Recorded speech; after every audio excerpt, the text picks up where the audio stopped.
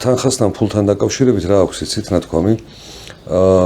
ის ხო ძალიან ფრთხილი იყო ადამიანებთან ურთიერთობებში საერთოდ და ყველაფერში ფრთხილი იყო, ანუ ფრთხილი რომ არ დაეზიანებინა ვინმე, ან დავალებასაც ისეც იძლეოდა ხოლმე და ისე იძლეოდა, ისე ფრთხილად, ჯერ ზომავდა რამდენად ადამიანს შეუძლია ამ დავალების აწევა და მე ამ დავალების შესრულების გზაზე ადამიანს საფრთხე არ უნდა მოსვლოდა.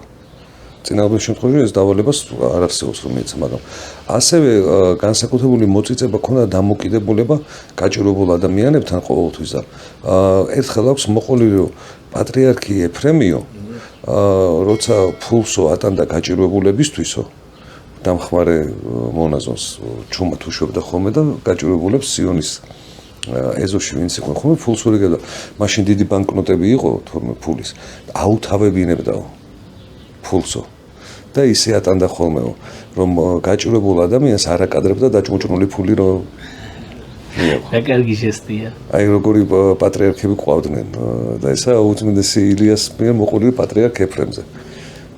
როგორი დამოკიდებული, აი ფაქიზი დამოკიდებულების ადამიანი. რომადო არ დარწმუნებული, რამდენი დაფარული მადლი და კარგი საქმე იქნება, რაც არ ვიცით და ალბათ ვერცერასოდეს გავიგეთ.